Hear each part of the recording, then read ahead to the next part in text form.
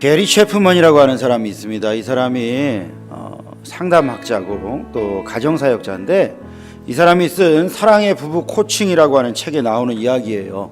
한 남자가 상담을 하러 찾아왔어요. 이분의 사무실을 찾아와가지고요, 자기 부인의 문제에 대해서 이야기를 하더라는 거예요.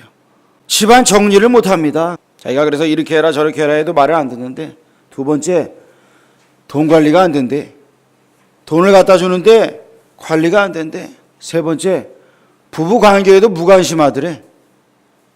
그러면서 막 계속 늘어놓더라는 거예요. 몇 주간 상담을 하면서도 이 남자가 부인에 대해서 계속 불만을 토로하고 짜증을 내길래 한번 부인의 얘기를 들어봤어요. 부인은 뭐라고 말하느냐, 만약에 남편이 나에게 조금만 더 친절하고 상냥하게 대해준다면 나는 변할 수 있을 것 같다 라고 이야기하더라는 거예요. 무슨 말이냐, 남편이 변화되면 나도 변할 거예요 라고 하는 얘기라는 거예요. 여러분, 이 부부에게 희망이 있으려면 어떻게 해야 돼요? 이 부부에게 희망이 있으려면 서로에게 접근하는 방식을 바꿔야 된다는 거예요. 그게 뭐예요? 저를 따라 합시다. 나를 먼저 돌아보자. 네, 나를 먼저 돌아봐야 돼요. 왜 너는 안 바뀌느냐가 아니라 나를 먼저 돌아보라는 거예요. 대개 남편들한테 부인의 단점을 써보라고 하면요, A4 가득 쓴대요. 27가지 정도를 쓴대요. 그리고 자기의 단점을 써보라 그러면 서너 가지 정도 쓴대요. 부인들의 경우는요, 남편의 단점에 대해 쓰라 그러면 한 17가지 정도 쓴대요. 그런데 자신에 대해서 쓰라 그러면 빈 종이를 가지고 온대요. 이 사람들이 이게 참 무슨 말이에요? 나는 잘못한 게 없어요 라 그러는 거예요. 여러분, 예수님이 우리에게 뭐라고 말씀하셨어요? 형제의 눈 속에 티를 보기 전에 네 눈 속에 있는 들보를 먼저 보아라. 그걸 보래요. 내 눈 속에 들보를 먼저 빼고 형제의 눈에 티를 빼주어라 그래요. 그렇다면 내 눈에 티끌을 파악할 수 있는 길이 뭐예요? 그걸 하나님께 도움을 청하는 거예요. 기도하는 거예요. 무슨 기도를 해요? 하나님, 제 잘못이 무엇입니까? 저를 따라 합시다. 하나님, 제가 잘못한 게 무엇입니까? 여러분, 이걸 보여달라 그러는 거예요. 하나님, 제가 해서는 안 될 것, 하지 말아야 할 말, 이거 한 게 무엇입니까? 하나님 보여주세요 라고 기도해야 되는 거예요. 시편 139편 23절에 다윗이 기도합니다. 하나님이여, 나를 살피사 내 마음을 아시며 나를 시험하사 내 뜻을 아옵소서. 자, 그러니까 하나님께 기도하고 머릿속에 떠오르는 것은 뭐든지 꺼내놓는 거예요. 하나님 앞에 꺼내놓는 거예요. 사소한 것 하나하나 꺼내놓고 기록해보는 거예요. 한 남편이요, 자신에 대해서 기도하고 기록을 해봤대요. 자신의 문제가 뭐냐 보니까 TV를 너무 많이 본다, 집안일을 좀 더 도와야 한다, 시간을 효율적으로 사용하지 못한다, 집사람에게 친절하게 대하지 않는다, 아내와 대화하기가 싫다, 아내의 의견을 무시해버린다, 아내와 함께 보내는 시간이 거의 없다, 아내는 내가 두려워 자신의 의견을 잘 표현하지 못한다, 함께 기도해야 한다는 걸 알면서도 전혀 하지 않는다. 여러분, 어때요? 부인은 어떻게 하냐면 이렇게 기록을 했어요. 남편의 용기를 북돋아주지 않는다, 남편보다 내가 필요한 것에 먼저 관심을 둔다, 때때로 남편을 무시한다, 사랑을 충분히 표현하지 않는다, 내 방식대로 남편이 따르길 바란다, 때때로 말이나 행동을 너무 함부로 한다, 스마트폰을 보며 보내는 시간이 너무 많다, 남편의 사랑의 언어에 민감하지 못한다, 내 잘못을 좀채로 인정하지 않는다, 과거의 실수를 가슴에 담아두었다가 부부싸움을 할 때 종종 꺼내곤 한다. 여러분, 어때요? 나의 경우는 여기에서 몇 가지나 해당돼요. 이 게리 체프먼이 쓴 그 책에 나와 있는 이야기들이에요. 이 얘기들이 많은 부부들의 공통점이라는 거예요. 이게 많은 부부들이 이렇게 참 아픈 모습으로 살아간다 이거예요. 여러분, 먼저 하나님께 물어보시길 바랍니다. 하나님께 여쭤보세요. 하나님, 제 문제가 뭡니까? 물어보세요. 가정에 어려움이 올 때. 그 다음에 또 누구한테 물어봐야 돼요? 나를 가장 잘 아는 분한테 물어보세요. 누구예요? 부모님이나 형제들이에요. 나를 가장 잘 아는 사람들 있잖아요. 그들에게 물어보세요. 그때 나의 단점이 나오고 약점이 나옵니다. 그걸 인정하셔야 됩니다. 에이, 그거 아니야, 이렇게 하지 마세요. 절대로 핑계 대지 마세요. 인정하세요. 인정하세요. 여러분, 우리 첫사람 아담과 하와가요, 하나님께서 너 왜 선악과 먹었느냐 라고 할 때 아담이 뭐라 그래요? 하나님이 만들어주신 저 여자가 나한테 먹게 했습니다. 핑계댔잖아요. 하와는 뭐라 그래요?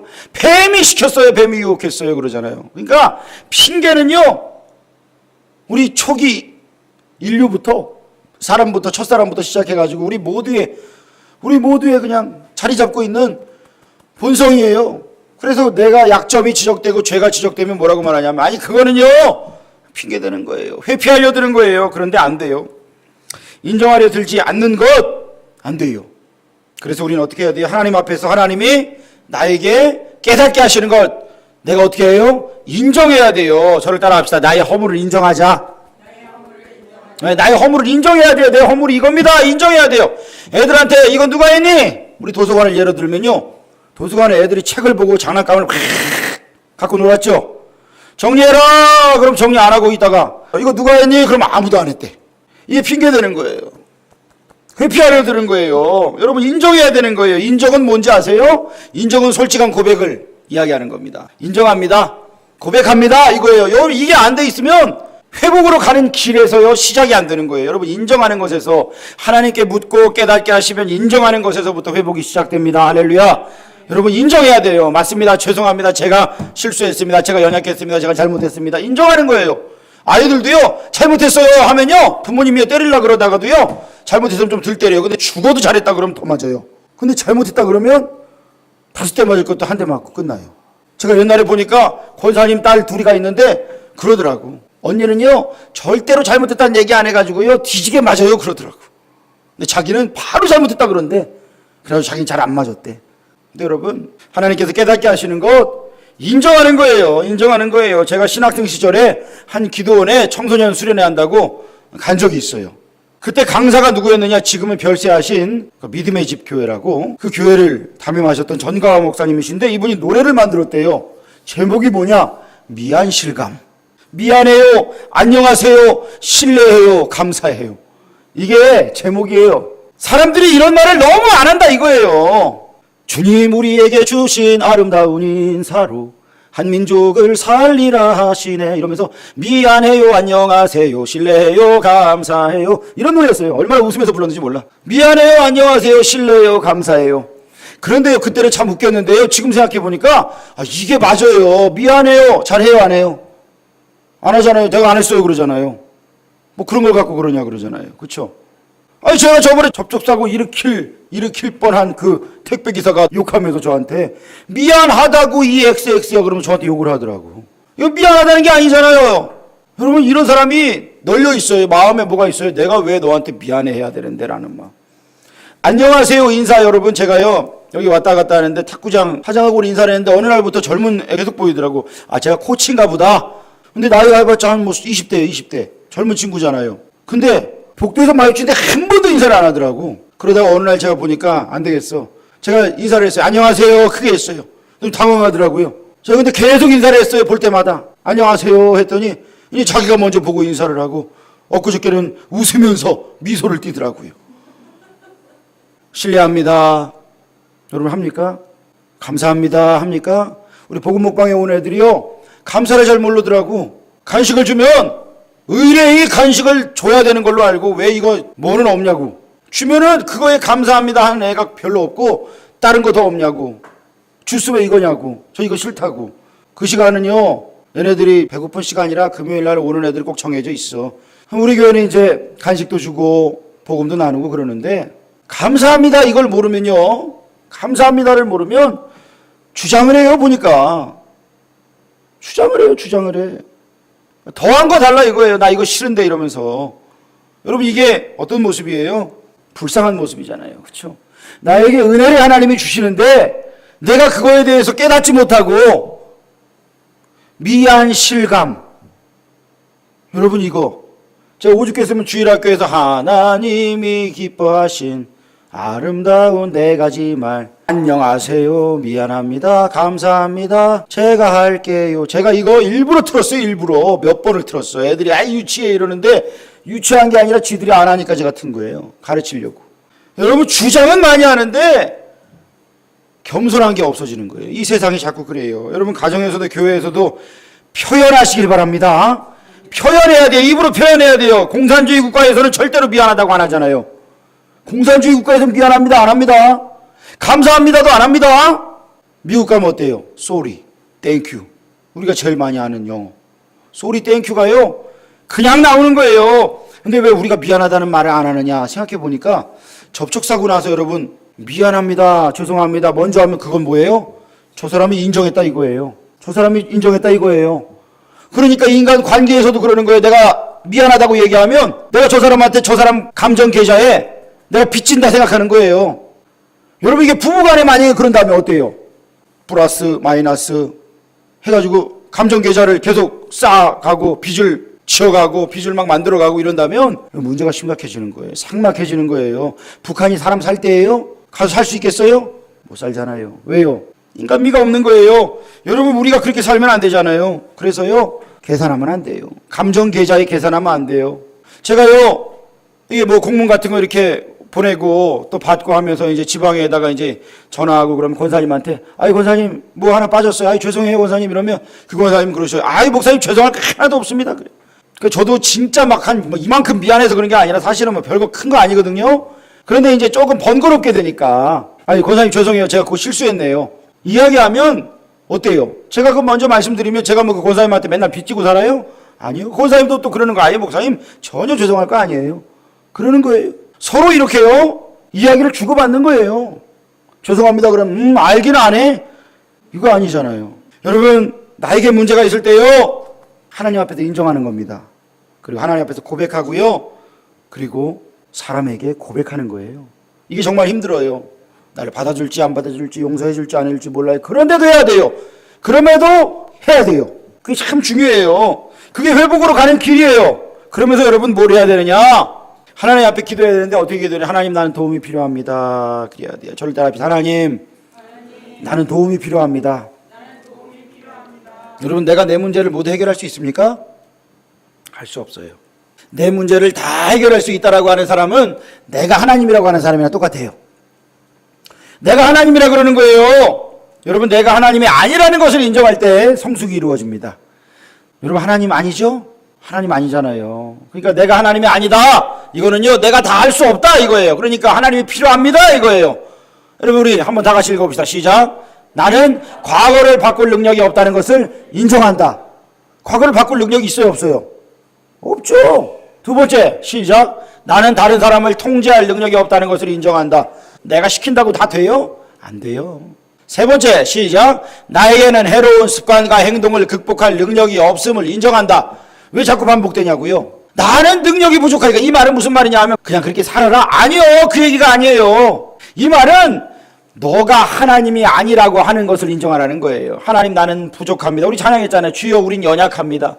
오늘 하루 또 실수합니다. 죄인입니다. 그래서 하나님의 긍휼이 필요한 거고 하나님의 은혜가 필요하다는 거예요.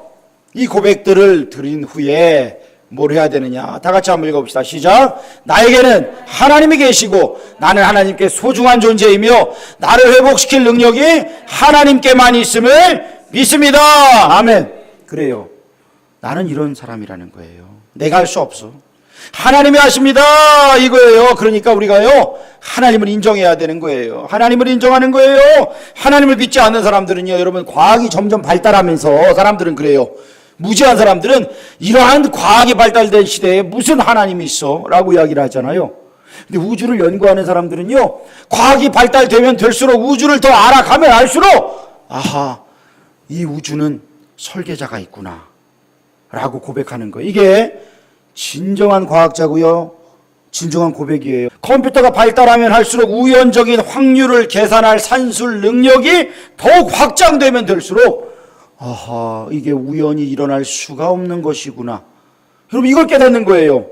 여러분 그렇지 않아요? 그렇잖아요. 여러분 달에 가서 사람이 살고요. 뭐 우주정거장에서요 사람이 살아요. 얼마 전에요. 쌍둥이가 있었는데요. 한 사람은 지구에 있었고 한 사람은 우주로 가가지고 1년 동안 우주정거장에 있었어요.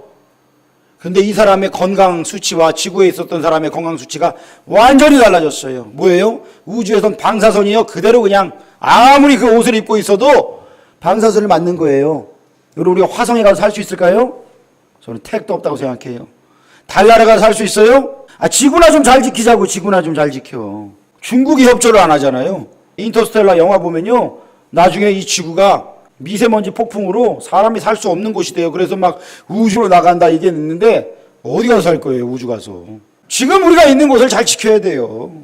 사람들이요, 과학을 알면 알수록 우주에는 설계자가 있구나. 그런데 이제 그것을 아하, 하나님께서 설계하셨구나 라고 하는 걸 인정하는 사람이 진짜 신앙으로 들어오는 것이고, 그렇지 않고 설계자가 있다는 것은 그래 내가 인정할 수밖에 없다라고 하는 사람, 그리고 더 이상 나가지 않는 사람은 어리석은 사람인 거예요. 아직까지도. 여러분, 바로 그 우주의 창조하신 하나님께서 오늘도 역사하시고 바로 나의 삶을 변화시킨다는 사실을 믿으시길 축원합니다.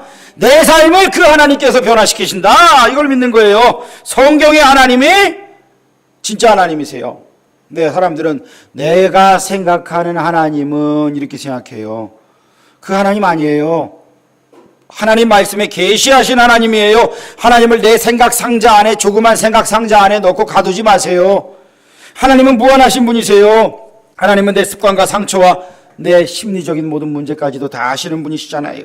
시편 56편 8절에 나의 유리함을 주께서 계수하셨사오니 나의 눈물을 주의 병에 담으소서. 나의 괴로움을 아시고 나의 눈물 흘리는 그 모든 것까지 주님은 아신다. 나의 필요가 무엇인지 아신다. 그 하나님께서 내 상황을 돌아보신다. 변화시키실 수 있으시다. 이사야 43장 2절에 내가 물 가운데로 지날 때에 내가 너와 함께 할 것이라. 강을 건널 때에 물이 너를 사르지도 못할 것이니 내가 불 가운데로 지날 때에 타지도 아니할 것이요 불꽃이 너를 사르지도 못할 것이다.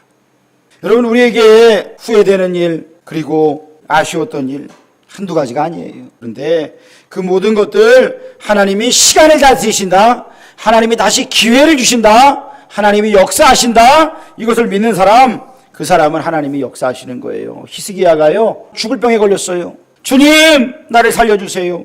그 징조를 보여주세요. 해의 그림자가 뒤로 물러갔어요. 거꾸로 갔어요. 여러분 어때요? 이게 우주를 다스리신 하나님인 거예요. 40분 동안 그림자가 시계 반대 방향으로 이동했다. 성경은 태양이 10도를 거꾸로 갔다라고 이야기를 해요. 있을 수 없는 일이 벌어진 거예요. 하나님이 우리에게 말씀하신 메시지가 뭡니까? 필요하다면 내가 네 삶의 시계를 되돌려 줄게. 필요하다면 네가 잃어버린 시간을 회복시켜 줄게. 네 인생을 내가 회복시켜 줄게 라고 말씀하시는 거예요. 할랜드 샌더스라고 하는 사람이 있었잖아요. 5살 때 아버지를 여의고 초등학교를 중퇴했어요. 가출해서 여기저기 장사하면서 다녔어요. 대공황 때 켄터키의 작은 주유소에서 일하다가 그곳에서 작은 식당을 열었어요. 식당이 너무 잘 돼서 건너편 건물로 확장 이전을 했어요. 그런데 몇 년 뒤에 불이 나갖고 다 타버렸어요. 샌더스는 포기하지 않고 건물을 다시 세웠어요. 11가지 양념으로 만들어진 그의 켄터키 프라이드 치킨이 불티나게 팔려서 주지사가 샌더스를 켄터키주 명예 대령으로 임명했어요. 그래서 KFC가 켄터키 프라이드 치킨이잖아요. 그 켄터키 주에서 나온 거예요. 그런데 좋은 시절이 오래가지 않았어요. 은퇴를 바라보는 60대에 그의 식당을 우회하는 간선도로가 생겨서 마을의 유동인구가 크게 줄고 식당 문을 닫아야 됐는데 포기하고 은퇴할 나이였지만 그가 포기하지 않았어요. 가게를 팔아서 빚을 갚고 나니까 수중에 겨우 $105. 그때부터 샌더스는 트럭 뒤에다 튀김용 장비를 싣고 이 동네 저 동네를 돌아다니면서 팔았어요. 샌더스가 70살이 되었을 때에 KFC 브랜드가 미국과 캐나다 전역에 체인점을 두었고, 제가 이 책에 기록되어 있는 것을 보았을 때는 세계 전역에 1만 1000개가 넘는 체인점이 있다라고 했어요.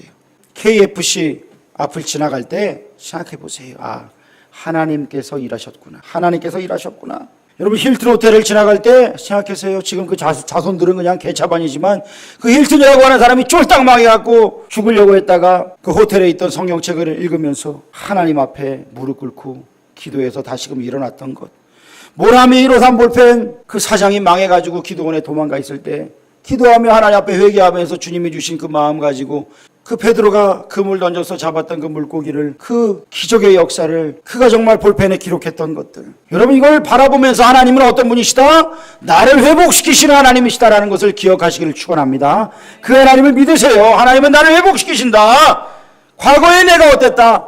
그때 내가 어땠다? 그래서 후회된다. 정말 내가 아쉬웠던 것들, 그 모든 것들 다 하나님 앞에서 토해놓고 다시금 일어나는 거예요. 하나님 앞에 나아가는 거예요. 인생에는요, 묻어야 할 게 있고 심어야 할 게 있다 그러잖아요. 기대의 차이예요.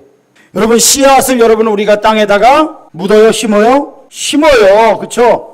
사람이 죽으면 땅에다가 묻어요. 사람을 심는 사람 봤어요?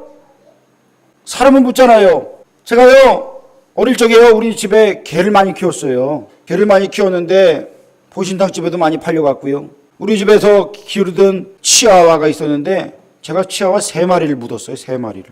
그 교회 앞마당에다가 3마리를 묻었어요. 심지 않았다고요. 묻으면서 참 많이 울었어요. 왜? 얘가 다시 살아날 거라고 생각을 안 하니까 묻은 거예요.